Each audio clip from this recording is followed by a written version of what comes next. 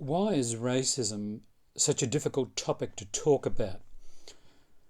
I want to talk about racism, structural racism, and what we mean by racism, but I'm conscious that as soon as I mention the word racism, it raises hackles or makes people uncomfortable, sometimes myself. Most of us are aware of the existence of racism. It's a problem in Australia, in the United States, around the world. It's not just a problem for European countries, it's a universal problem, but it's a difficult topic, and it's very hard to personalise it. We can talk about it in very general ways. I remember years ago, 2001, and here's a confession, I watched the film Legally Blonde with Reese Witherspoon, a romantic sitcom or something like that. Anyway, I giggled my way through it, and I can remember partway through the film there was a racist joke about Asian drivers. Now, what embarrassed me at the time was my first response wasn't to say, well, hang on a second, that's a racist joke, that is offensive. My first response was to giggle, because in the back of my brain was a stereotype about Asian people.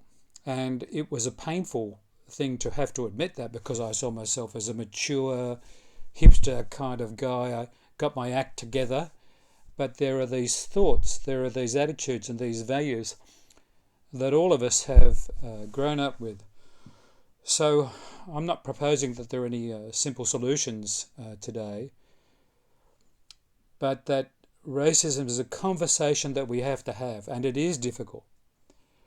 And it's difficult because in some ways we're all involved. Often in Australia the excuse is brought up, well, I personally have not persecuted an Aboriginal person or a Torres Strait Islander.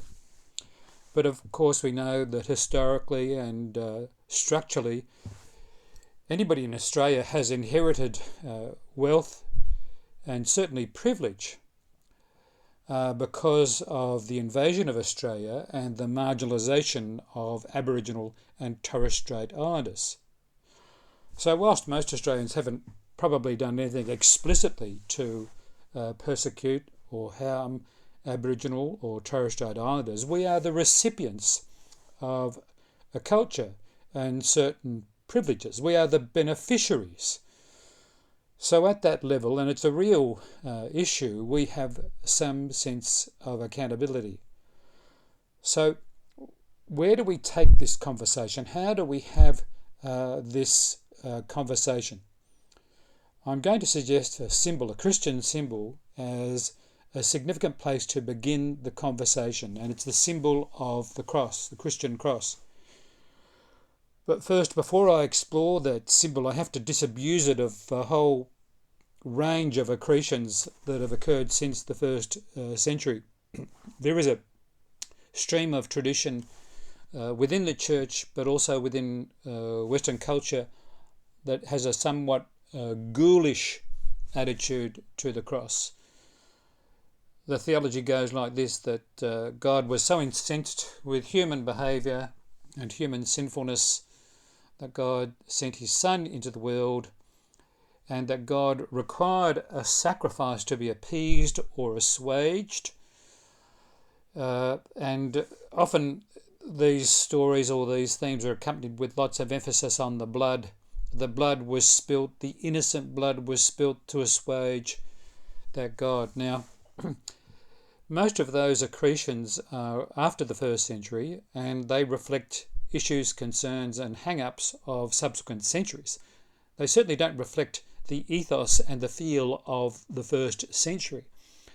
And particularly in the 21st century, I think those images, those ghoulish images of the cross, not only feel false in terms of what we know about the first century, but are jarring in the midst of the 21st century. So let's try and reclaim the power of the significance of the cross on the basis that it might give us a clue how to handle issues around race and racism. And we'll take as an example the Gospel of Mark. The Gospel of Mark is arguably the first gospel that was written. And in that gospel, it's a short gospel, the focus is on the cross. There's a rapid movement throughout the gospel towards the cross. And the writer is always trying to get listeners to focus on the cross. And as an example, there are 3 signposts placed in the structure of the gospel at 8:31, 9:31 and 10:32 to 10:33. These little signposts are pointing to the cross. Now, in the Gospel of Mark, the cross is not a ghoulish symbol. Instead, it's the measure, it's the benchmark of the ministry of Jesus. Here's this Jesus gathered his group of friends around him, this inclusive group. There are women in the group. There are women in leadership in that group. He goes to great lengths to indicate that this is an open and inclusive community. He challenges laws, divisive laws, for example, the purity code or the purity system that puts people in boxes of clean or unclean. He takes a risk. He challenges those laws that divide people. Now, the critical factor at this juncture is to remember that Judea is under the power of Rome. Rome ran a client system. It allowed its client states some autonomy, providing they worked within certain parameters of the Roman system. So, for example, within Judea, the chief priest and the head tax collector were Roman appointments. So for Jesus to challenge the social and religious rules of the day in the name of inclusion meant that ultimately he would come to the attention of the Roman rulers. He was disturbing the peace of Rome, the Pax Romana. And we have to remember 2 important things. First of all, the fact that Jesus was crucified and the use of the cross was a Roman form of execution. It was reserved for traitors or subversives. In other words, Jesus was killed by the Romans because he was seen as a subversive. The second aspect that we have to remember is that when the Gospel of Mark brought these stories together and the writer was telling the community about the importance of the cross, this took place around the year 69 in the Common Era. This was the era when the Jews were in a series of confrontations or skirmishes with the Romans. The Romans were trying to control them, to pull them back. So in a period of great turmoil, when there was great anxiety, the gospel is being presented to the community not as a soft option. The gospel is being presented to the community as this is the symbol that Christians follow. It's not the ghoulish symbol. It's not about assuaging a bloodthirsty God.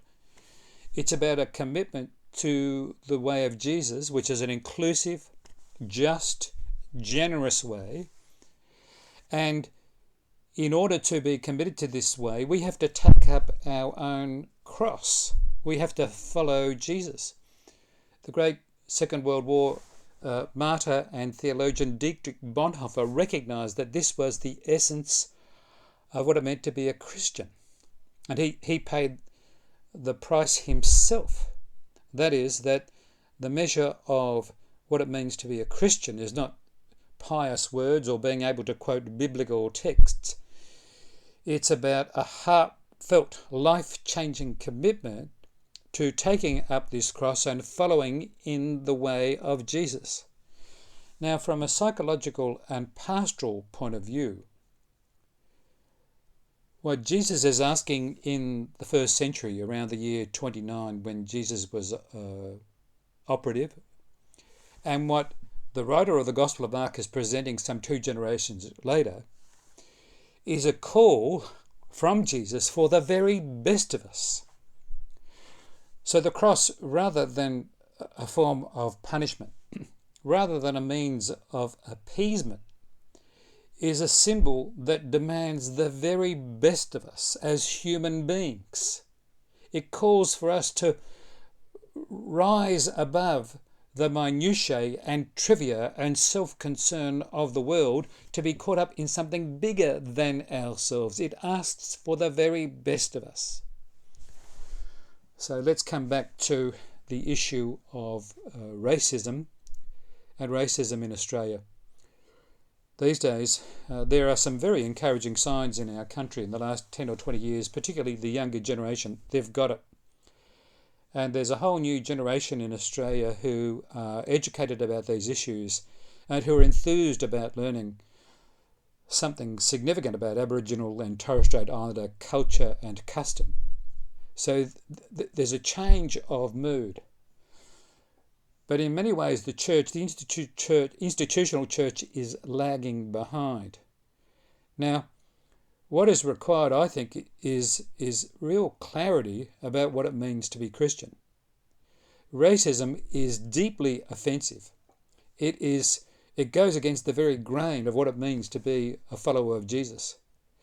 And because we are the beneficiaries, because we have received the privileges in our culture of the suffering of people of colour, and because we do follow the way of Jesus, there is a responsibility on us to take up our cross and to follow in the way of Jesus, and to work individually, collectively, and as churches and with other community groups to address the problems of racism that exist in our culture. I mean, the classic example would be black deaths in custody.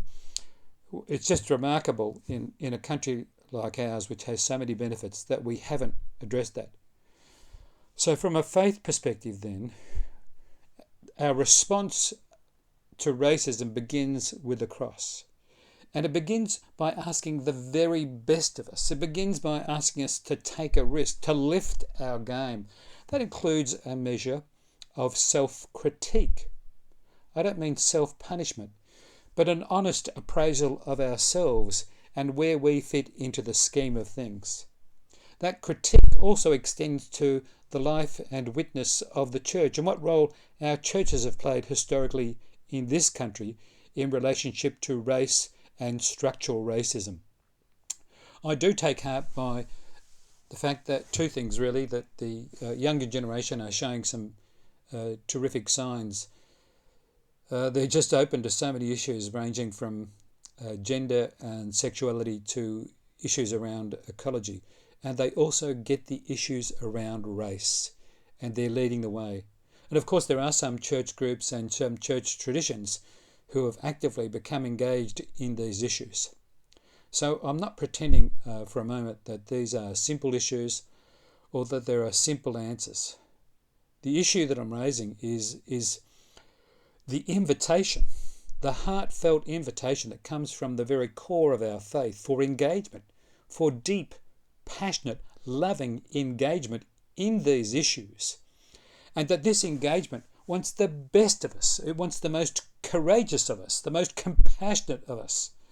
And if we summon those resources, dig deep into the spirit and work together, then I think we can make a significant contribution to these issues. In the name of God, Creator, Redeemer and Sustainer. Amen.